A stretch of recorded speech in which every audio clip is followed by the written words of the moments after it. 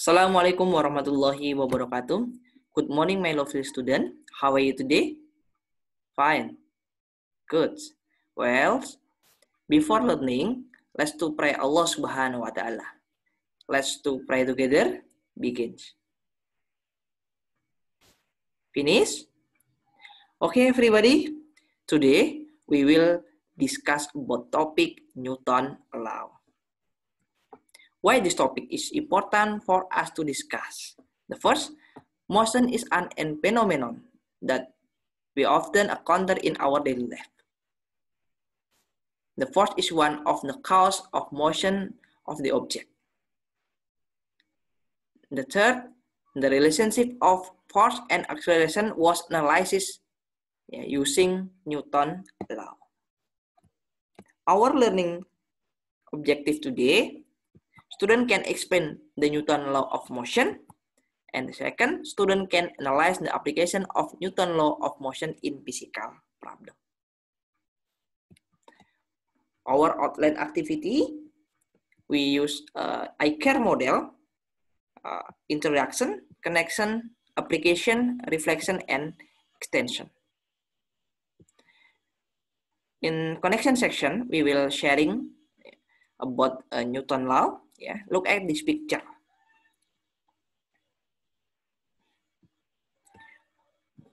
What happened on the glass if the paper is pulled slowly? Oke, silakan. Akbar. Oke, good. Alvin. Oke. And what happened if the paper is pulled quickly?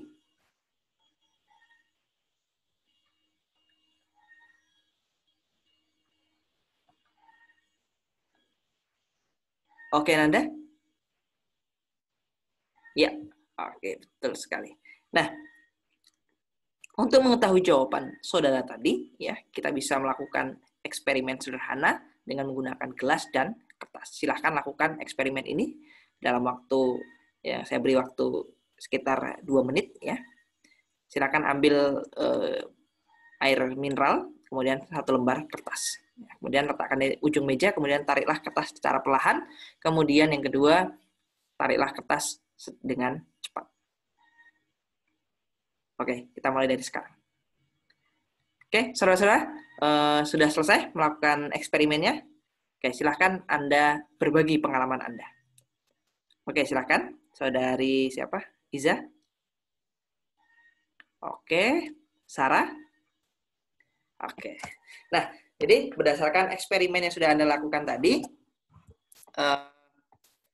ketika kertas Anda tarik secara perlahan, ternyata gelasnya ikut bergerak bersama kertas. Tetapi ketika Anda tarik dengan cepat, gelasnya tetap berada di atas meja.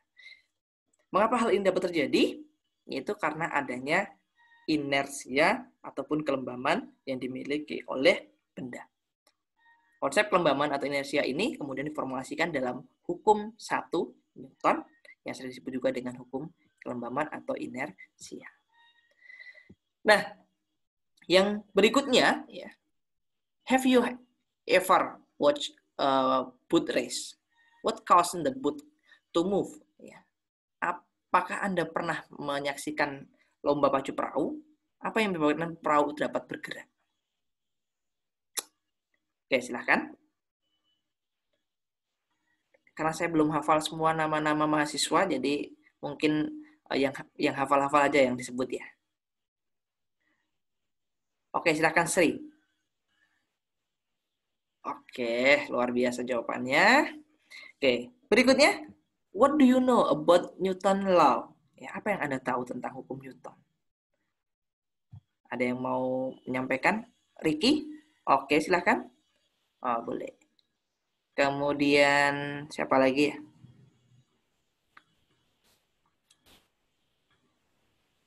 Ada lagi? Cukup? Oke, cukup deh. Nah, jadi pada dasarnya seperti yang sudah kita ulas sebelumnya, untuk hukum Newton yang pertama ini membahas tentang inersia ataupun kelembaban. Jika Ya, tidak ada gaya eksternal yang bekerja pada benda, maka benda diam akan tetap diam, benda bergerak akan tetap bergerak dengan kecepatan konstan. The equation ya can be right, sigma F sama dengan 0. Kemudian hukum Newton yang kedua, ya. The acceleration of an object is directly proportional to the net force acting on it and inversely proportional to its mass. Ya. Percepatan yang dialami oleh benda itu sebanding dengan gaya yang bekerja pada benda dan berbanding terbalik dengan massa benda. The equation can be right, ya, sigma F sama dengan M dikali A. Kemudian Newton third law, ya, ini menyatakan hukum aksi reaksi, yaitu F12 sama dengan min F21.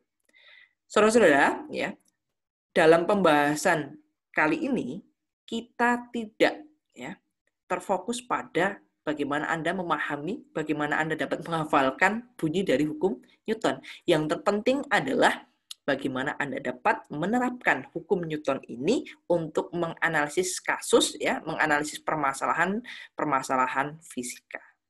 Nah, oleh sebab itu ada aktivitas ini, ya, atau pada aktivitas yang pertama kita akan analyze of Newton law application both motion in physics. Di sini kita akan menganalisis beberapa kasus. Untuk kasus yang pertama kita akan mengkaji sebuah benda, ya, balok yang bergerak pada bidang horizontal kasar. Perhatikan gambar di bawah ini. Nah, ketika benda diberi gaya F ke arah X positif, ya, maka benda akan bergerak searah dengan arah gerak benda, arah gaya. Maka langkah yang pertama untuk menganalisis ini kita perlu melakukan menggambarkan terlebih dahulu diagram bebas gaya yang bekerja pada benda. Apa saja gaya yang bekerja pada benda? Dalam kasus ini yang pertama adalah gaya berat, yang kedua ada gaya normal, yang ketiga ada gaya gesekan. Nah, untuk mengkaji ini, maka kita akan membahasnya, ya, atau mengkaji gaya-gaya yang bekerja tersebut pada komponen sumbu X dan komponen sumbu Y. Yang pertama kita bahas terlebih dahulu, ya, gaya-gaya yang bekerja pada komponen sumbu Y, yaitu force in Y direction. Karena benda tidak bergerak pada komponen sumbu Y, ya, maka berlakulah hukum 1 Newton, yaitu sigma Fy sama dengan 0. Apa saja komponen gaya yang bekerja pada sumbu Y? Bisa kita lihat di sini, yaitu ada gaya berat, W, ada gaya normal. Gaya berat dan gaya normal ini ternyata memiliki arah yang berlawanan. Maka kita ambil yang arah positif itu yang ke atas dan arah negatif yang ke bawah. Maka F-nya itu N dikurangi dengan W sama dengan 0, tidak bergerak. Sehingga N sama dengan W sama dengan M dikali G. Kemudian yang kedua kita akan menganalisis pada komponen sumbu X, force in X direction. Karena benda bergerak pada komponen sumbu X, maka benda ini memiliki percepatan. Nah, percepatannya adalah percepatan A. A itu berapa? Itu yang akan kita cari. Maka, apa saja komponen gaya yang bekerja? Yaitu ada gaya F, kemudian ada gaya F gesekan. Maka, kita dapat menuliskannya F dikurangi dengan F gesekan. Kenapa kok dikurangi? F gesekannya kan berlawanan arah dengan arah F, ya, dan dia berarah ke kiri, maka kita berikan tanda negatif. M dikali A.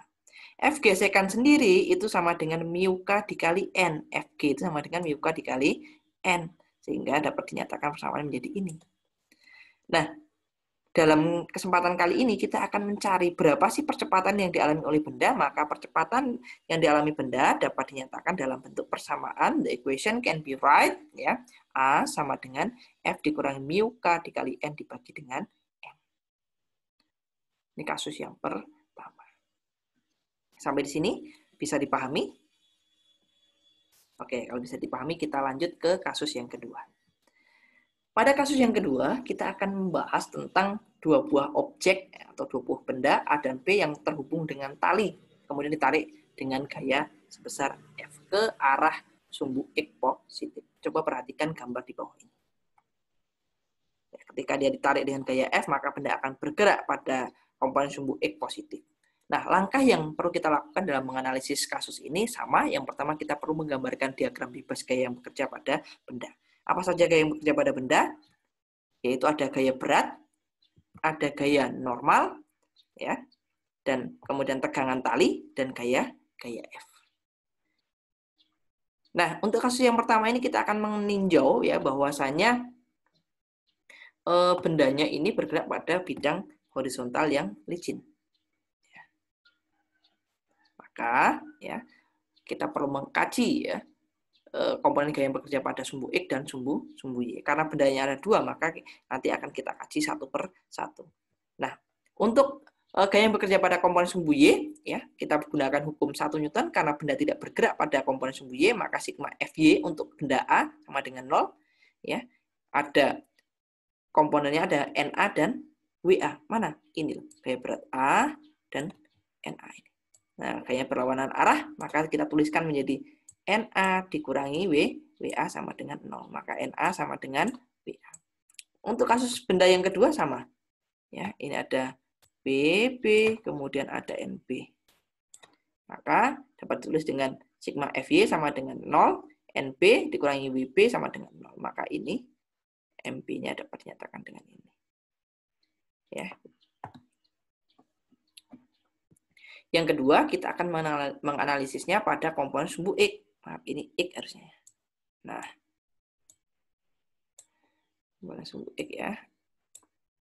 Nah, pada komponen sumbu X, karena benda ini bergerak pada komponen sumbu X, maka kita dapat mengkajinya ya dengan menggunakan hukum 2 Newton. Karena bendanya 2, kita pisahin dulu juga boleh. Yaitu sigma Fxa ya. Yang mana sih? Yang ini dulu kita bahas. Nah, yang ini dulu. Ini dulu kita bahas nih. Yaitu T, ada gaya T di sini. Kemudian yang menyebabkan benda A bergerak menjadi M dikali MA dikali A. Kemudian untuk benda yang ini, ya, ini ada gaya T, ada gaya F ke sini. Bendanya yang ini yang kita bahas. Nah, maka F dikurangi T yang ini, ya, sama dengan MP dikali A. Nah, dari persamaan 1 dan 2 ini kita jumlahkan.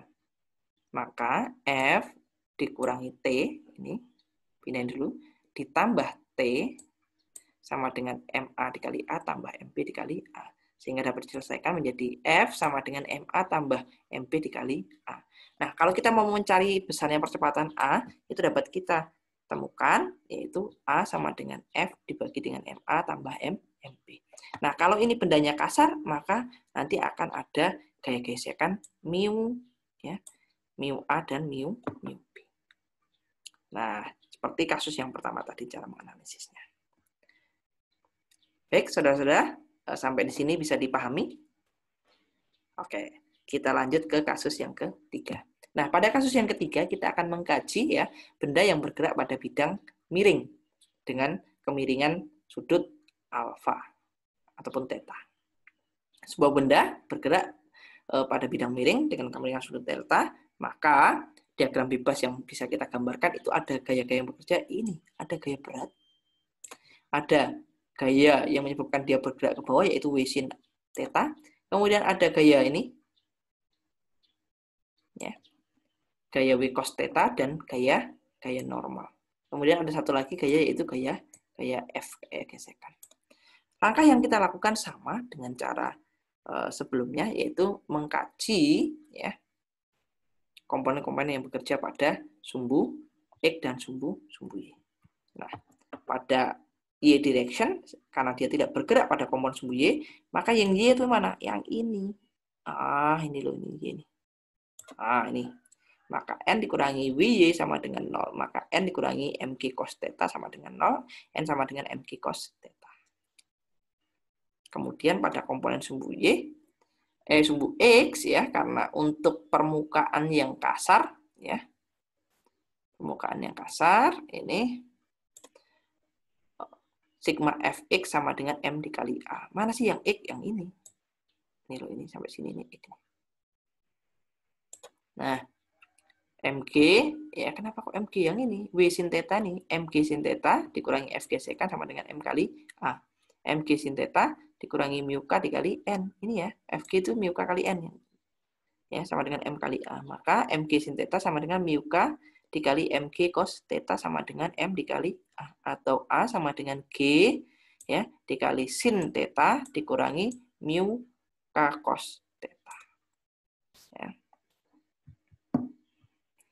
Nah, tapi jika permukaan itu adalah permukaan yang licin, maka persamaan dapat dinyatakan menjadi ini.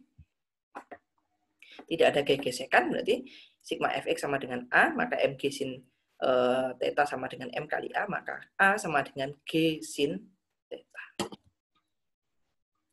Baik, saudara-saudara, sampai di sini bisa dipahami? Oke, kita lanjut ke kasus yang berikutnya, yaitu kasus yang keempat. Nah, pada kasus yang keempat ini kita mengkaji dua buah benda yang dihubungkan dengan tali, ya, dengan sebuah katrol. Yang satu berada pada bidang horizontal licin, yang satu pada katrol yang digantung. Ya, silahkan. Ada dua benda. Nah, maka silahkan diperhatikan gambarnya. Jika B ini besar, ya, maka benda ini akan bergerak. Tapi kalau B-nya kecil mungkin tidak bisa ya mengakibatkan sistem ini atau benda ini bergerak. Langkah yang perlu kita lakukan bagaimana? Sama, langkahnya yang pertama adalah menggambarkan diagram gaya yang bekerja pada benda. Gayanya apa saja? Loh ini loh, benda A itu ada W, ada gaya normal. Terus ada apa lagi? Ada tegangan tali A. Yang B itu ada WB, ya, ada tegangan tali B. Itu gaya kerja. Langkah berikutnya apa? Yaitu menguraikan, ya kan, gaya-gaya pada masing-masing benda. Ya, yang pertama kita uraikan pada benda A, yaitu sigma F, ya. Sigma F itu sama dengan MA dikali A. Karena ini yang menyebabkan adalah tegangan tali TA, maka TA sama dengan MA dikali A. Kemudian untuk benda B, sigma FB ya sama dengan MB dikali A. Nah, karena benda B itu perhatikan yang ini ya, W-nya ke bawah positif, yang TB-nya ke atas negatif. Ya, maka WB dikurangi TB sama dengan MB dikali A. Ya.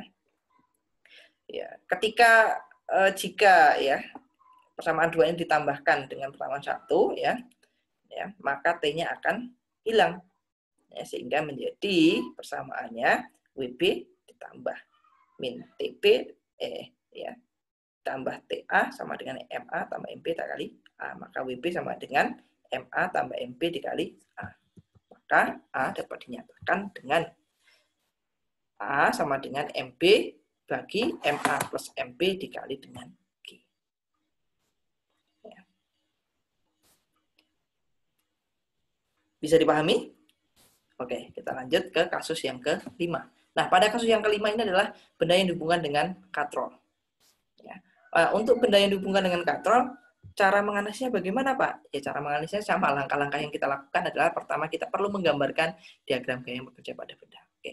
Nah, kita identifikasi dulu diagram gaya yang bekerja pada benda. Ini ada WA, ada TA, ada TB, ada juga WB. Oh, ya sebelah sini nih WB-nya. Maka langkahnya bagaimana? Kita analisis seperti yang kasus yang sebelumnya, kasus 4 tadi. Ya. Kita perhatikan ya. Untuk TA ya, ke arahnya kanan positif, WA-nya ke bawah negatif. Ya, ini kita ambil yang searah dengan jarum-jarum positif, negatif. Maka sigma FA sama dengan MA dikali A, T dikurangi BA sama dengan MA dikali A. Untuk benda yang kedua, untuk benda B, itu yang arahnya ke kanan ya, kanan ini WB positif, ini T-nya negatif atau TB-nya. Maka kita jumlahkan sistem ini menjadi ya WB dikurangi WA dikurangi TB tambah TA sama dengan MA kali A tambah MB kali A. Maka ininya habis. Nah, ini habis. WB kurang WA sama dengan MA kali A, MB kali A. Sehingga ini G-nya dikeluarkan, ini A-nya dikeluarkan. Sehingga dapat diperoleh A sama dengan MB kurang MA dibagi MA tambah MB dikali G. Itulah besarnya percepatan yang dialami oleh benda. Sampai di sini bisa dipahami, saudara-saudara? Oke, mudah-mudahan bisa dipahami ya. Nah, kasus berikutnya, kasus yang keenam adalah kasus berat benda ya di dalam elevator. Pernahkah Anda itu menggunakan elevator ya, pada saat mungkin di hotel, pada saat di mall gitu ya? Sekarang kan sudah banyak yang dilengkapi dengan elevator ya. Apa yang Anda rasakan ketika Anda berada di elevator? Pada saat elevatornya belum bergerak, apa rasanya? Biasa-biasa aja. Kemudian pada saat elevatornya bergerak naik, ada yang beda yang dirasakan di kaki?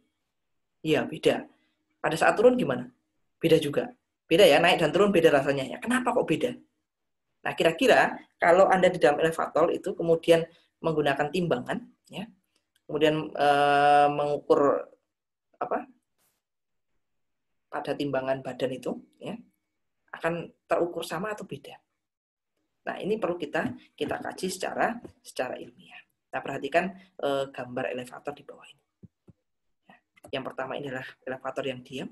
Tadi ini elevatornya bergerak dari bawah ke atas. Kemudian ini yang ketiga adalah elevator yang bergerak dari atas ke bawah. Nah, sekarang kita akan mencoba mengkaji berat ya ataupun gaya berat yang dialami oleh benda ketika berada di dalam elevator. Nah, untuk benda yang berada dalam elevator yang bergerak ke atas, ini bagaimana? Nah, perhatikan ya. Jika ya elevator bergerak ke atas ya dengan percepatan A ini, maka besarnya gaya normal ya yang dialami oleh kaki dapat ditentukan dengan hukum Newton yang kedua, yaitu sigma Fy sama dengan M dikali A. N dikurang mg. Ya, kenapa kok dikurang mg, Pak? Ini kenapa ini? Ya kan ini ada gaya beratnya ini. Ada gaya beratnya orang ke bawah. Ya M kali A, maka N sama dengan mg plus M. Ini loh, ternyata gaya normalnya gede, nggak sama dengan mg. Ya. Nah, maka ada rasanya ser gitu ya. Nambah. Terus, untuk kasus yang kedua, kalau elevatornya bergerak ke bawah. Nah, ini turun ke bawah. Rasanya tuh ada ser gitu ya, kalau kita di dalam elevator, kemudian elevatornya turun gitu ya. Oke, kenapa kok rasanya ser? Ternyata, ya, ketika elevator itu bergerak ke bawah, ya, magnitudenya itu yang bekerja pada kaki dapat ditentukan dengan menggunakan hukum Newton yang kedua. Ini sebentar, ini salah, ini harusnya ke bawah bukan ke atas ya. Oke, ini coret dulu. Diganti dengan tanda aja sini. Move ke bawah. Maka sigma Fy sama dengan M dikali A. Ya. Yaitu N dikurang mg sama dengan M dikurangi A. A-nya karena ke bawah tadi itu ya. Nah, A-nya yang ke bawah kita ambil negatif ya. Maka N sama dengan mg dikurangi M dikali A. Makanya rasanya ser. Oke, saudara-saudara, sampai di sini bisa dipahami? Oke, kalau bisa dipahami, kita masuk ke aktivitas yang kedua, yaitu menyelesaikan permasalahan gerak. Nah, pada aktivitas kedua ini saya akan membagi saudara menjadi beberapa kelompok, ya, masing-masing kelompok itu terdiri dari 4 orang, ya. Nah, dalam kegiatan ini akan ada 2 problem. Nah, ini ada 2 problem, perhatikan baik-baik. Kenapa saya membagi 4 orang? Jadi nanti Anda akan bekerja secara berpasangan. Jadi pasangan yang pertama dalam kelompok besar yang isinya 4 orang itu nanti akan dibagi menjadi 2 pasang. Pasangan yang pertama menyelesaikan problem yang pertama, pasangan kedua menyelesaikan problem yang kedua.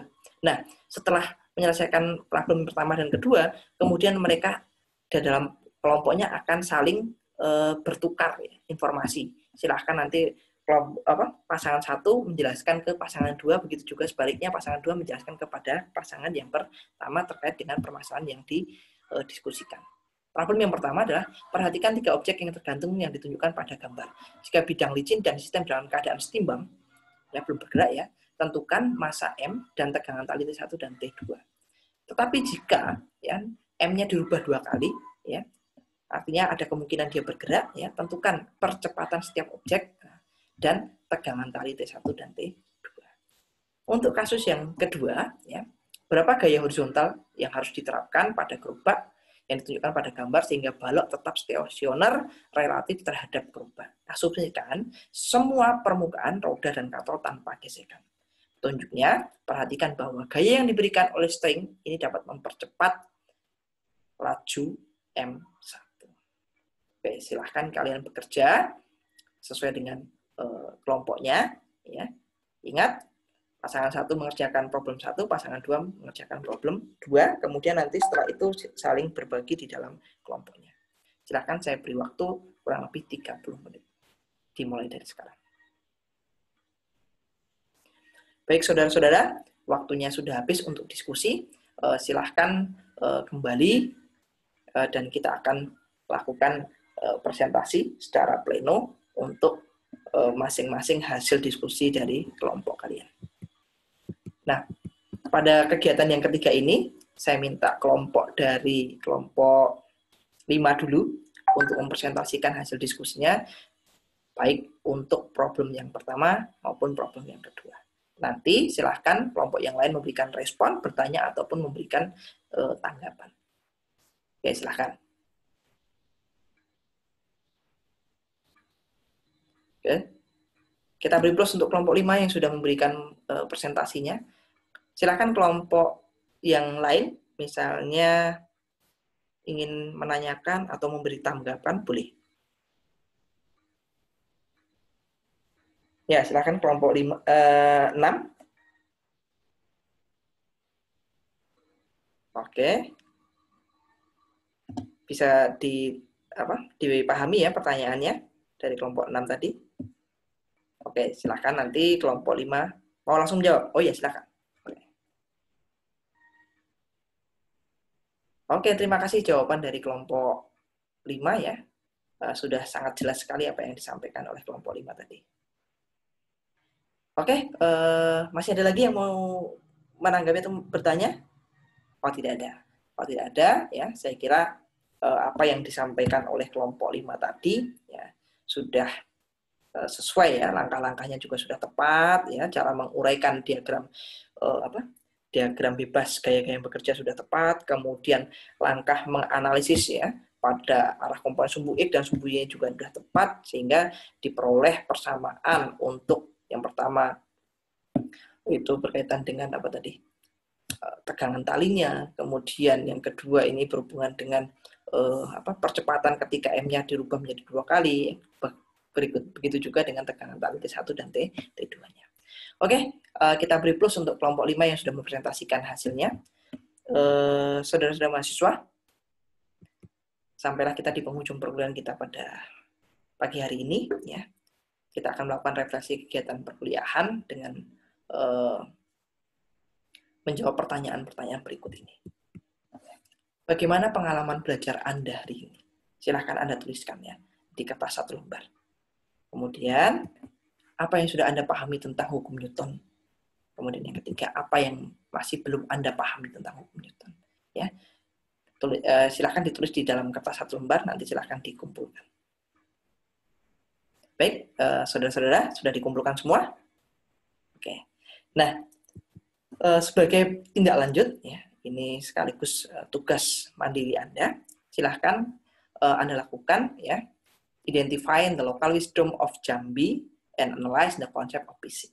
Silahkan Anda lakukan ya identifikasi kearifan lokal yang ada di Jambi, ya, kemudian analisis konsep fisika ya yang berhubungan dengan materi hukum Newton.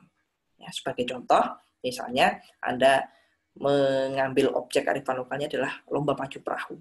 Nah, di dalam lomba pacu perahu itu ternyata ada hukum 2 Newton yang berlaku. Nah, mungkin Anda bisa menganalisis ya, mengkaji lebih lanjut lagi bagaimana kajian ya gerak perahu ya dengan kajian hukum 2 Newton. Nah, itu yang dapat Anda lakukan. Saya kira itu untuk pertemuan kita pada kesempatan pagi hari ini. Sampai ketemu di pertemuan berikutnya ya. Saya akhiri, wassalamualaikum warahmatullahi wabarakatuh. Nah, saudara-saudara mahasiswa, ya, tadi Anda sudah menyaksikan bagaimana saya mensimulasikan ya dalam pembelajaran fisika, ya, khususnya materi hukum Newton. Nah, silakan Anda cermati ya, kajian-kajian dalam pembelajaran fisika tadi, kira-kira ya